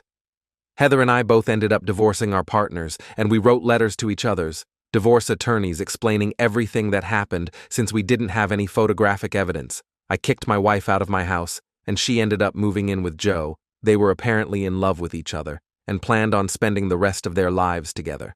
They both got married a few months after the divorces were finalized, which I know now that they regret, because they're in the process of divorcing Heather, and I talk to each other on occasion, and we laugh about how dumb of a decision it was for them to remarry so quickly. From everything I gathered, Joe ended up cheating on my ex-wife with another woman from the gym. That's what sparked their divorce. I'm happy knowing that my ex-wife was forced to get a job and spend a good portion of her earnings paying for 2 separate divorce attorneys. Story 4. I told my boyfriend's ex that he still had her explicit photos and exposed him. Now he's furious at me. Am I in the wrong for feeling upset? This is my first relationship. It's one of them when you're basically together but no labels. We go to different unis, so distance makes it hard. And other things too, like him lying and being on dating apps when we said we were exclusive. Admittedly, I am an insecure person. I don't let it bother me on the daily. But when I see pictures of his ex, I hate myself. This started when he kind of would bring her up a lot. I thought it was kind of weird, but they were together for 3 years. I found out her name through him, talking about her, found her Instagram. She could be a Victoria's Secret model, and I'm not exaggerating. She is very beautiful. I'm not saying I'm ugly, but I'm definitely nowhere near her. She's an easy 10-10. He said his friends would refer to him as the one with the fit bird. Not a fan of that language, but they're right. I'm a 6'10" on a good day. I'm not ugly, but I'm not beautiful. It upsets me a lot. It makes me feel very bad about myself. I've tried my hardest to get over it. He says he is done with her, but he still has all her pictures. They broke up well over a year ago, maybe 2 years ago. He still has all the pictures, including her explicit pictures I have now seen. This woman's pictures. And yeah, I definitely hate myself now. Why does he still have her pictures? Am I crazy for being upset over this? Am I letting my insecurities get to me? Is this normal? I get having a few pictures for memory's sake, but to keep blue pictures of the woman you claim you feel nothing for. I don't know. All I do know is I feel bad. Things are great with us. He is so funny and caring, and I feel comfortable with him. I don't feel comfortable with many people, for example. Instead of going home, he stayed with me, went to the shop, and we cooked his home foods together to make sure I'd eat. And I know he really does care for me. He comforts me while I cry about my past father. He listens to me when I need to rant. He always seems excited to see me, so I think that it's just in my head. But if he really did love/like me, surely he wouldn't do all those things, and he wouldn't want to wait till December. This has been going on since February to put labels on it. But it's so hard to try and ignore his is lying over the dating apps, how quickly he got with someone else. When we split, he wasted no time, not even a week later. He was just with someone else. But fair enough, because we weren't together. But it still hurts. It stings. Because he expressed how he loved me, and he wouldn't. It made me doubt the genuineness of words going forth. It wouldn't have been that big of a deal if he didn't say such things like, yeah, it would sting. But I would get on with it because I do have feelings for him. And I'm a bit naive when it comes to relationships, and this thing with his gorgeous ex, I don't fear them getting back into together. I think he is so beautiful. But she is way out of his league. I'll be so real, can't even call her a 10/10. She's scale-breaking. She had always been pretty, but she had that breakup glow-up. Think of Eastern European models. She could easily be one if she isn't already on her way. They're never getting back together. Plus he tells me it was a toxic relationship and neither of them would ever want to get back together. And I stalked, she has a boyfriend. But I feel not enough. If I was enough, he wouldn't keep those type of pictures of her or make a big deal about deleting them, like saying he can't be bothered. Here are some other red flag in retrospect. He tried to give me his ex's shirt to wear. He told me he loved me before we met in person when we first met, and at random points throughout our time together. I feel as though he told me that specifically when things were ending between us, and I would stay BC, the idea of someone loving me as foreign, and I didn't think it would happen to me. I met him in Hing El. I caught him twice on dating apps. He said he wouldn't do it again the first time, and he was only doing it for a confidence boost, but he promised he would delete them, and then a week or so later I found him still active on the apps. He would consistently mention other girls to make me jealous. He would waste my time telling me to stay up so we could call, and then never calling me or making me stay up really late. When I told him I'd be very busy the next day, I asked him if he could at least text me if he isn't able to call so I can do other things or go to bed instead of staying up like an excited kid on Christmas Eve. Loki fetishized my race and sexuality. I thought it was a joke, but he referenced both things a lot to the point. It made me uncomfortable. I mentioned this to him that I thought it was weird, and I'm more than just bisexual and mixed black and white update 1.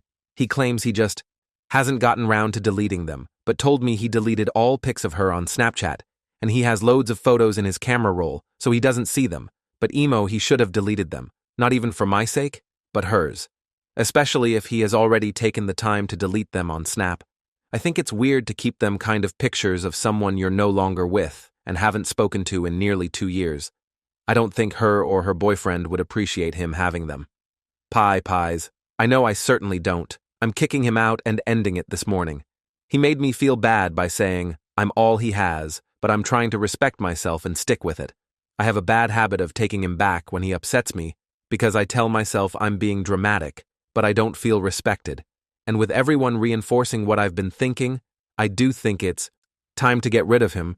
I think it is just hard because he is a lot of my firsts. Lastly, I do agree. I need to work on my self-esteem. And I've made tremendous growth compared to where I was. I can leave the house. I can entertain the idea of dating. I don't fixate on stupid, superficial things. I am a POC that grew up in very white areas. In the 2020s, unfortunately, a lot of what I don't like about myself was instilled. Because I was different, I never saw a representation of people who looked like me, like having very coily hair. I had this disgusting notion built into my head that because I'm mixed, I should at least have loose, soft curls and a lighter complexion and green-blue eyes. I hate that I ever thought that. It's so stupid. But now I wear my natural, coily hair out. I don't have to try and cover up my face to try and hide it, in the fact I can say, I know I'm not ugly, as substantial growth from my childhood to teen years. I'm actually extremely proud and thankful for my mixed heritage. Thank you all for your words. Update 2. I wanted him back. I have issues. I know he doesn't want me. That's it.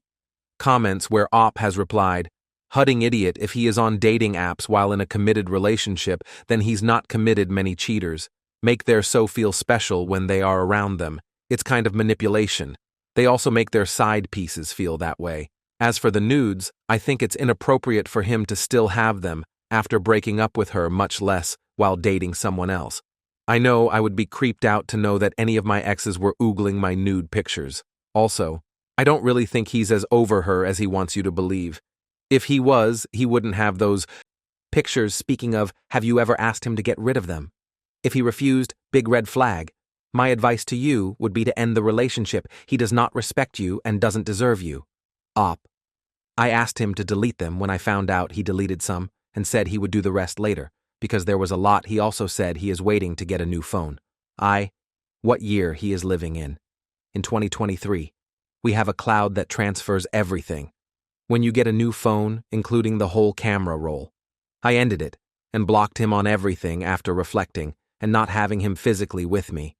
I'm quite disgusted. Update 3A for telling my ex's ex that even though they broke up 2 years ago, he still has all her explicit pictures ranging from age 17 to 20. He is 22 now. So I realized I had attachment issues. LOL, I ended it. And then he was asking for us.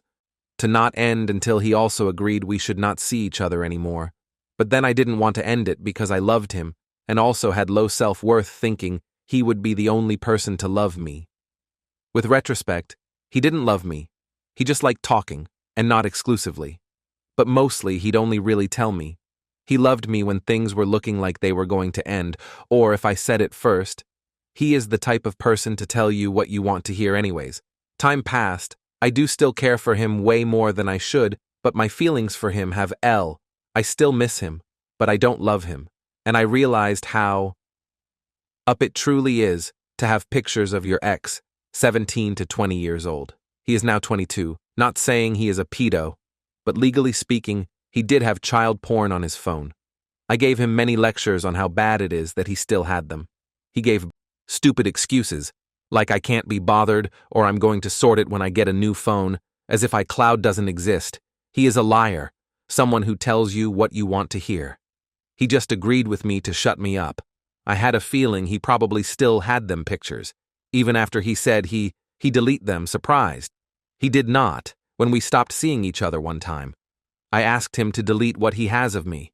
He said he would. I come to find out, he did not seems to be a thing he does. I messaged his ex and told her that he still has all them pictures. A part of me did feel bad because again, I still care for him. And I knew in doing this, he'd never talk to me again.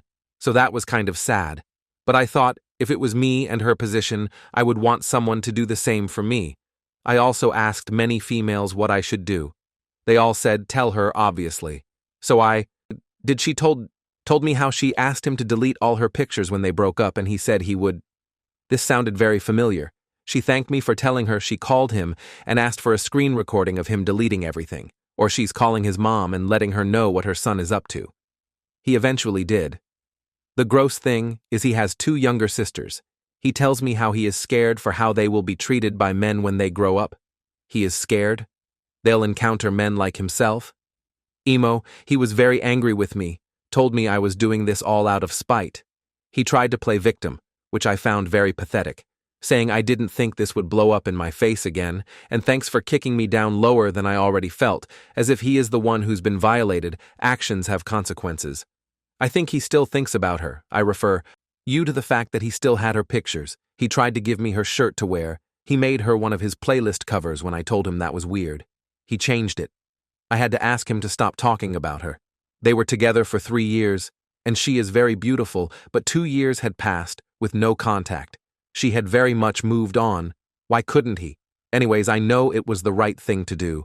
I'm going through waves of, I'm glad I did it, and I'm sad he is hurt, but he is not the victim, and this was a truly eye-opening experience to who he really is. A little bit of a perv, collecting girls' explicit pictures as if they're Pokemon cards.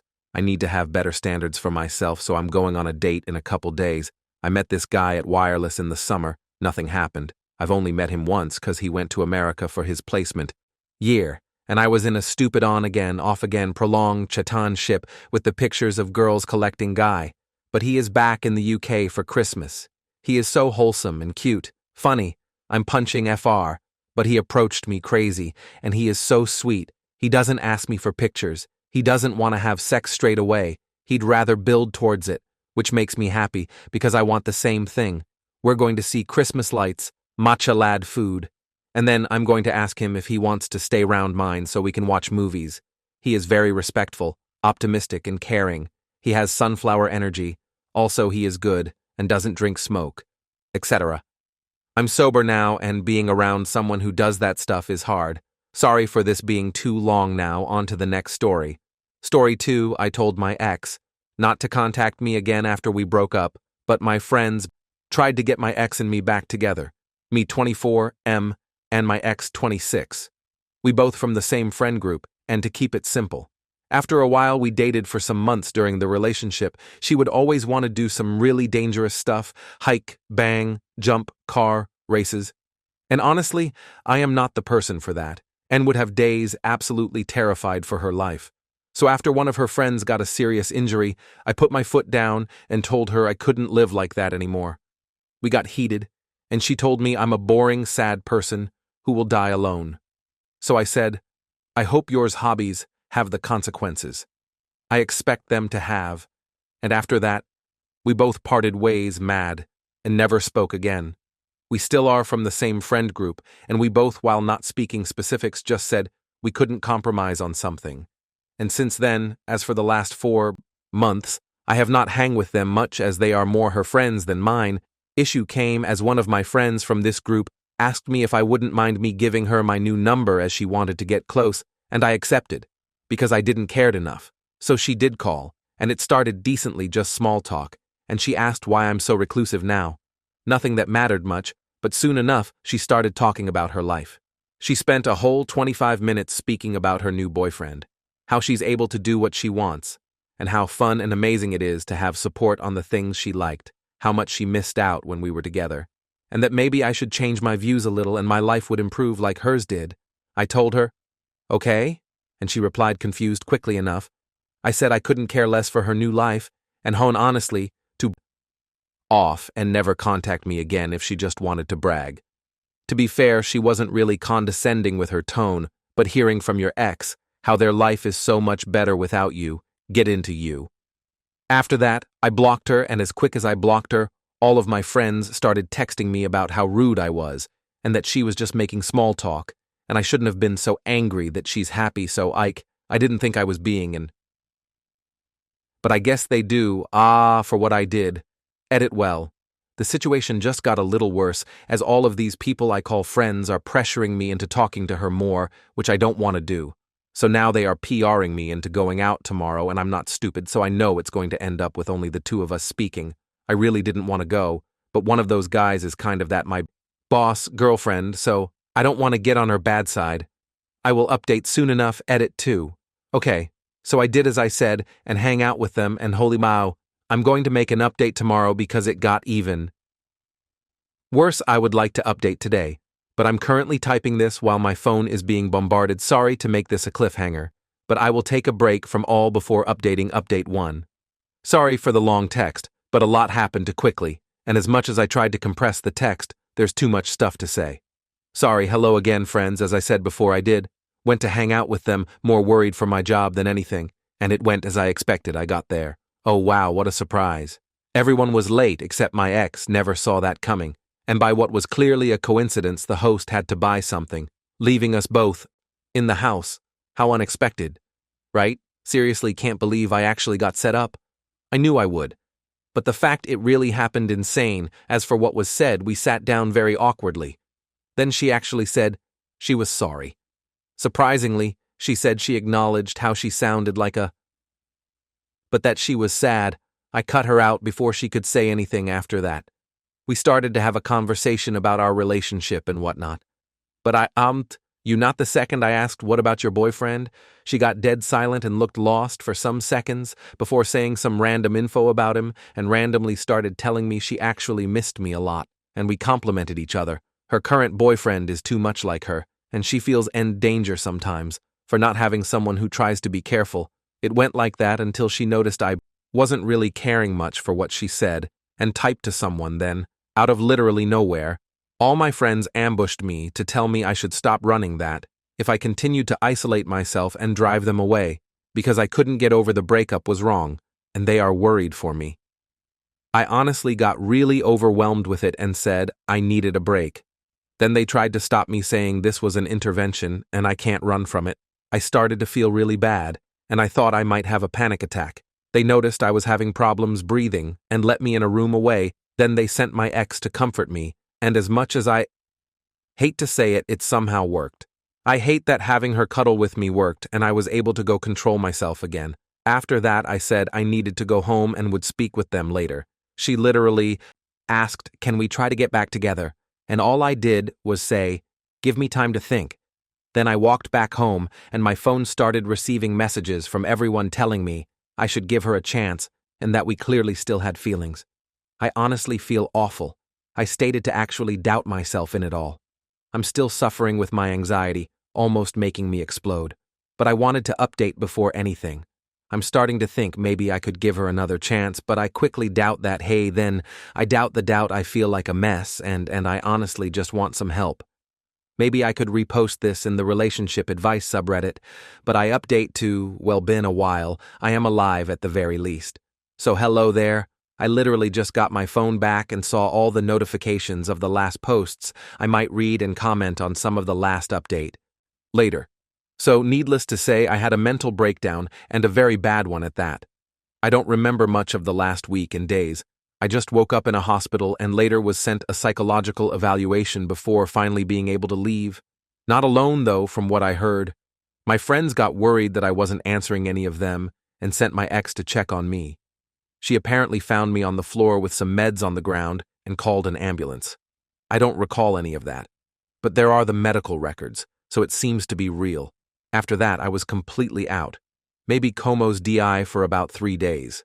And when I woke up, surprisingly enough, she was sitting in the couch on the side of my medical bed. She started crying and apologizing for what she and they all did. It seems you guys were correct from what I read. It was all a grand plan to get us back together and make me less depressed. She explained how she felt like trash after we broke up and even stopped doing the dangerous stuff because she was feeling so down. And also that the supposed boyfriends obviously didn't exist and was a prop to try and make me jealous. After that didn't work out with the call, she went for the full-blown plan of the ambush. They did expected me to get anxious, but that I would later call her back and give my final decision. Well, I guess they didn't expected me to have a mental breakdown and try what I did, and their whole plan failed by what I heard. They actually thought they killed me indirectly, and were all stressed and messed up for the 3 days I was gone.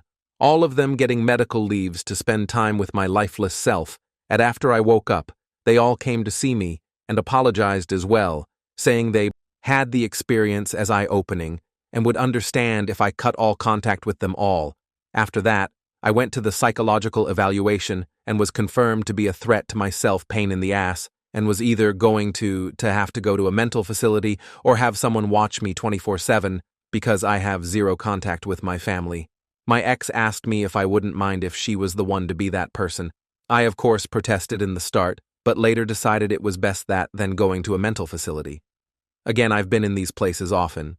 It's not fun at all. So that's how it is currently. We are living in her house, bigger than mine. She's been doing all of the work and chores while I do nothing, and just keep my emotionless face. The girl who's dating my boss apparently is way more serious than I thought, and they were engaged, so she made him give me my salary until I get better, plus a up on it with the medical leave.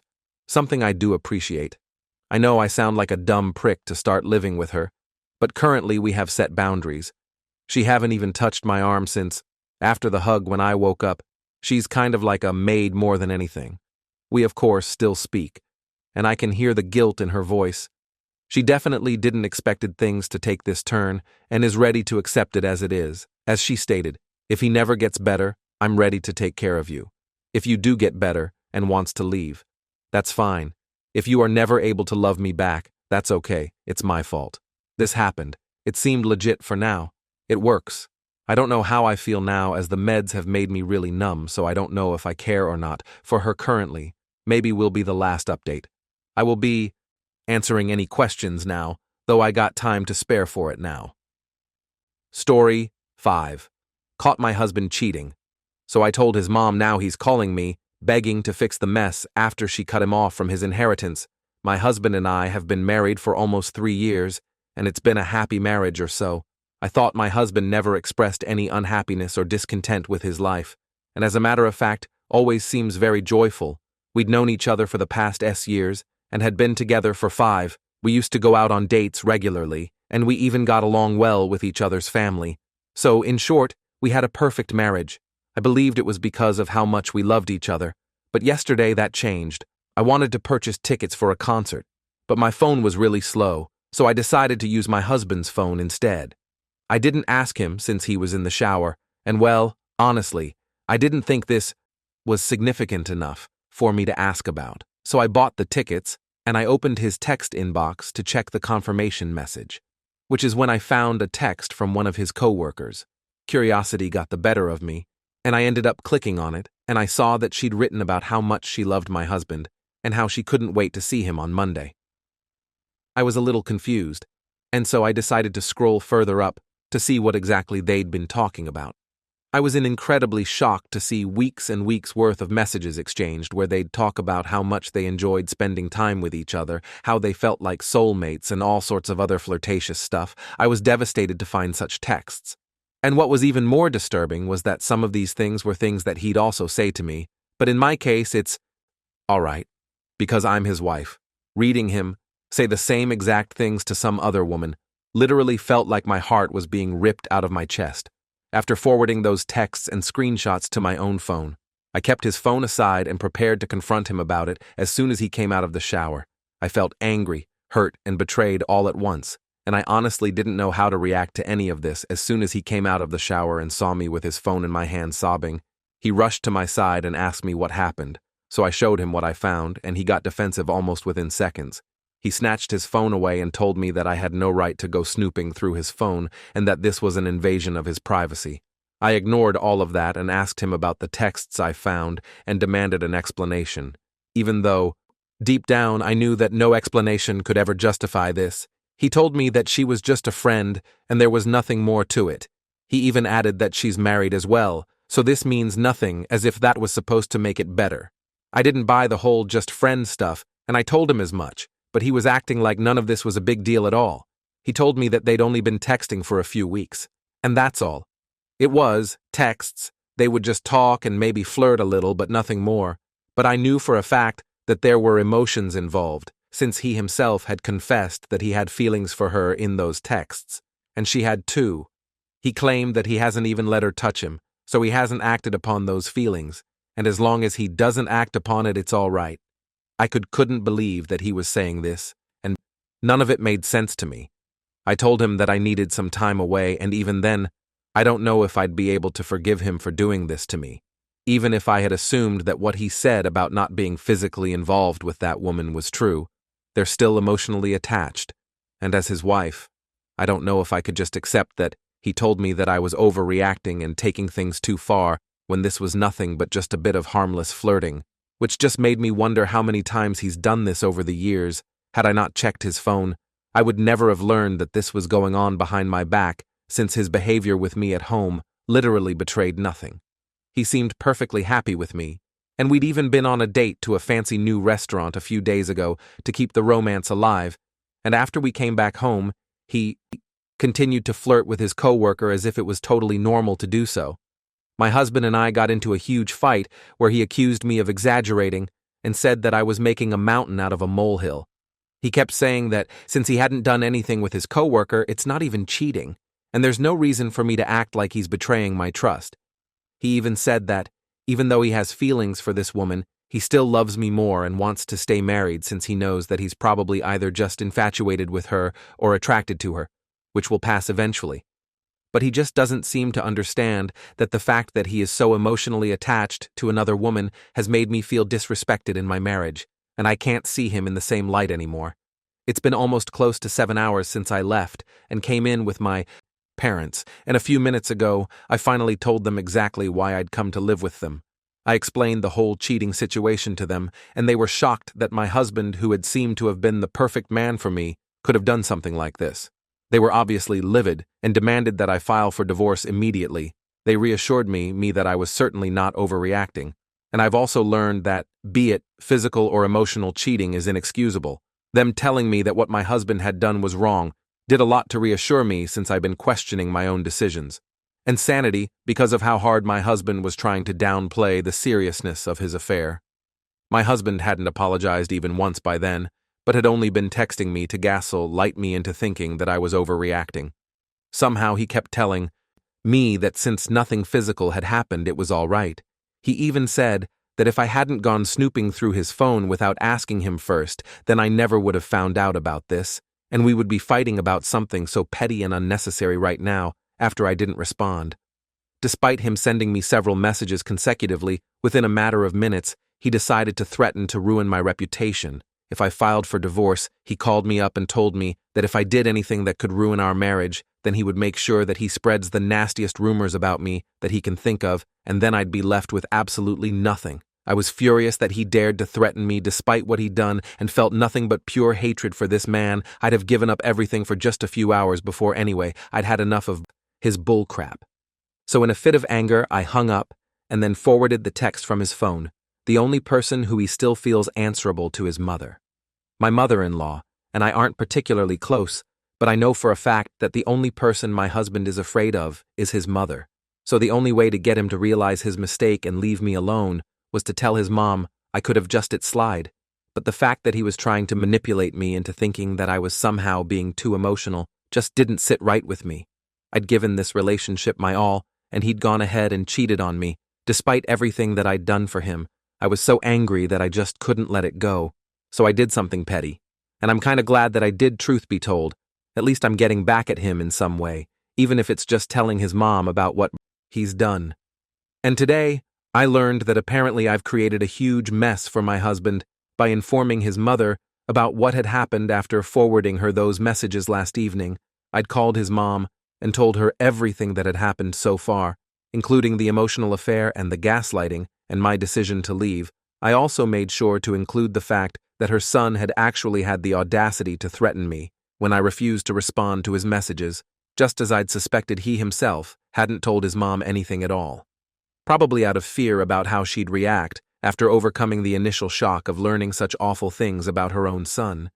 She spoke to me quite calmly and thanked me for informing her, reassuring me that after today her son wouldn't bother me anymore, and then this morning my husband called me up sobbing and begging me to call his mother up and tell her that I lied since he received a call from his family lawyer a few minutes back and was told that his mother had decided to cut him out of her will and he just lost the entirety of his inheritance, except for the money in an old beach house in Cabo that his dad had left him.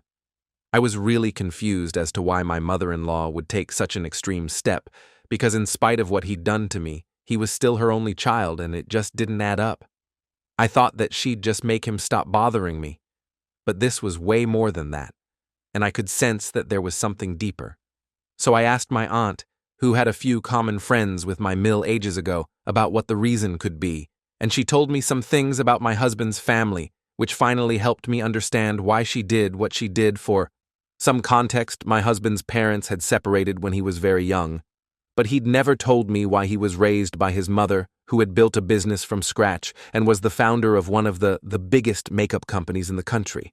His dad was also quite a successful businessman, but not even close to his mother.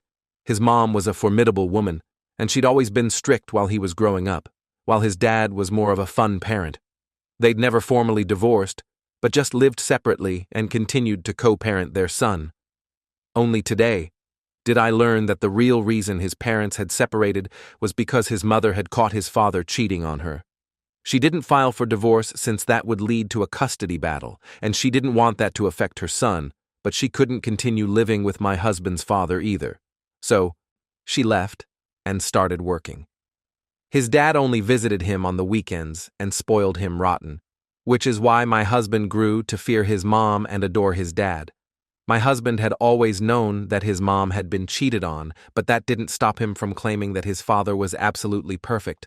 I'd always just assumed that my mother-in-law lived separately because they must have had problems in their marriage, but did never imagine that it could have been cheating just because of how highly my husband spoke of his father. I guess now it all adds up, the cheating. Apple doesn't fall far from the cheating tree.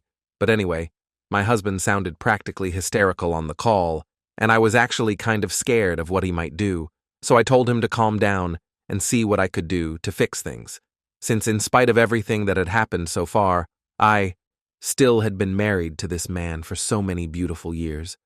However, now that I know why his mother did what she did, I don't feel the need to fix anything at all. In fact, I feel kind of great about the fact that this is happening to him right now, and don't think I should lie to my mother-in-law at all, because this is exactly what my husband deserves. I know I'm being petty, though, and he's losing out on an absolute fortune, so I just wanted to make sure that I'm doing the right thing.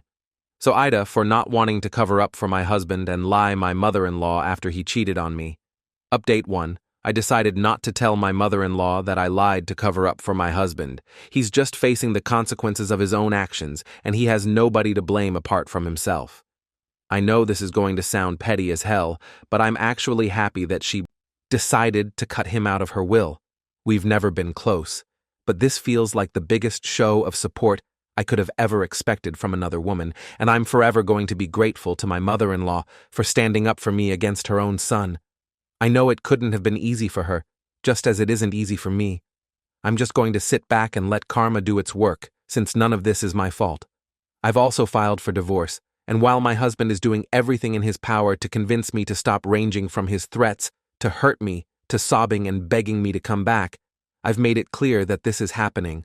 My parents are also quite supportive of this move, and have told me that I can stay with them for as long as I need to, until I find a place of my own. I quit my job a year after I got married, since my husband wanted me to take care of the house, and I agreed, since I didn't particularly love my job either, and I was okay with being a housewife, and I liked the thought of making our home a beautiful place for my husband to come back to. I'd also planned to have a baby in the next few years, but clearly that isn't happening anymore. I've started looking for jobs now, though, to get my life back on track, and I sort of regret giving up 2 years that I could have spent working on my career for that man, who, as it turns out, didn't even value anything I did for him. My husband is furious, since I texted him one last time and told him that now that I know what his mother went through, I'm not telling her that I lied or taking back what I said. He tried to argue with me, saying that I was being heartless and he didn't deserve this just for a bit of harmless flirting with a co-worker. That seemed funny to me, since it wasn't just harmless flirting, but a full-fledged emotional affair. I'd read up on the internet about it a few days after I left his place, and I'm convinced that had I not left, he would have continued cheating on me with either his co-worker or maybe even multiple other women, and I'd never be able to find out. I made it very clear that his mother had done the right thing by cutting him out of her will, and he deserves it. I also made sure to add that if he called me again, then I'd also be filing for a restraining order against him, and that won't look too good for him. I reminded him that it was not just the affair, but also the fact that he threatened to ruin my reputation and even hurt me in whatever way I could if I filed for divorce course, so he could safely assume that I was not going to do anything to help him out this point onwards. It's been an hour since then, and I've finally blocked him everywhere.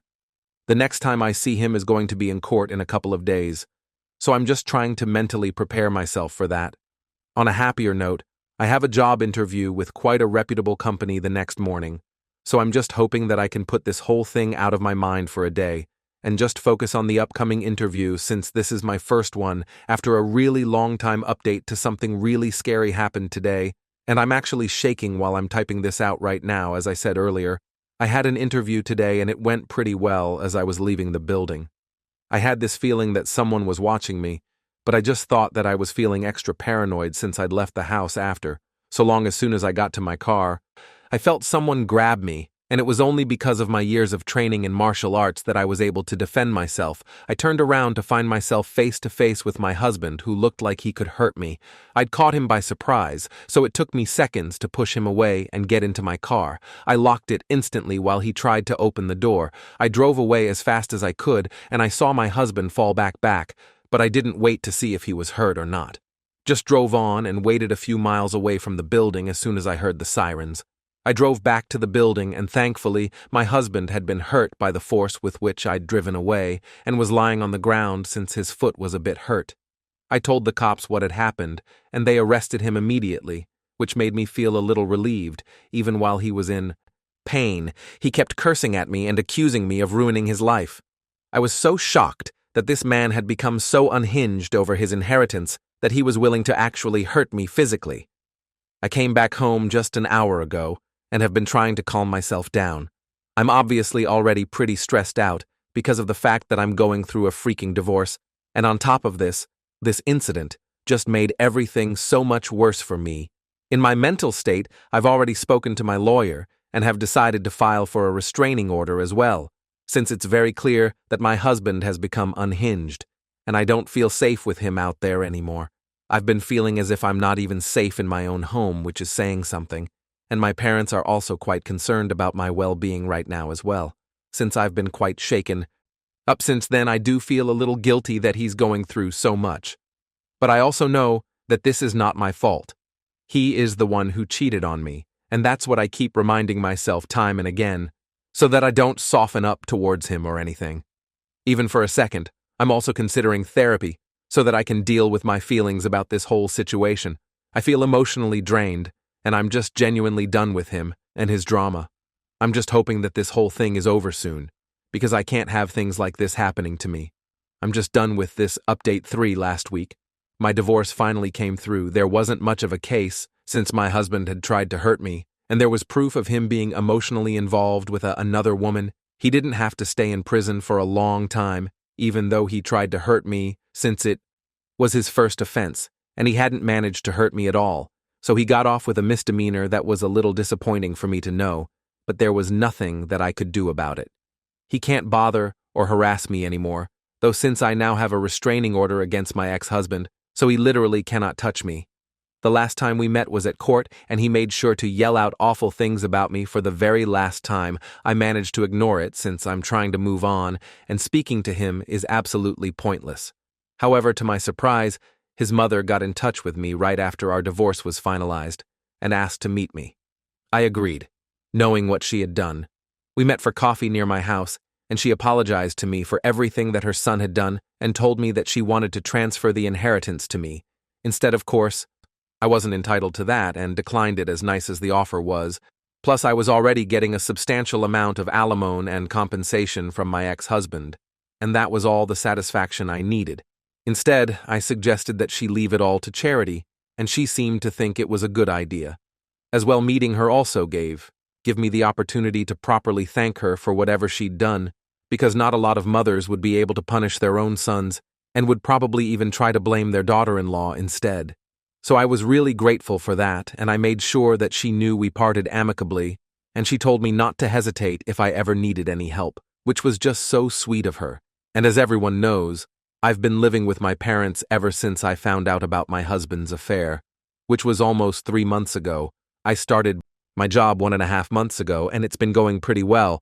I've already started looking for a place in spite of my parents insisting that I live with him for as long as I want to. I'm trying to come to terms with the fact that I'm divorced now, and my husband turned out to be a completely different man than I'd expected him to be. I've heard from a few of our common friends that he's single now, since amidst the whole divorce drama, he publicly announced his relationship with his coworker, but she denied it altogether and stayed with her husband instead. Well, serves him right. But whatever. It's not my business anymore, and I'm glad I got rid of him. The only person I'm going to love now is myself.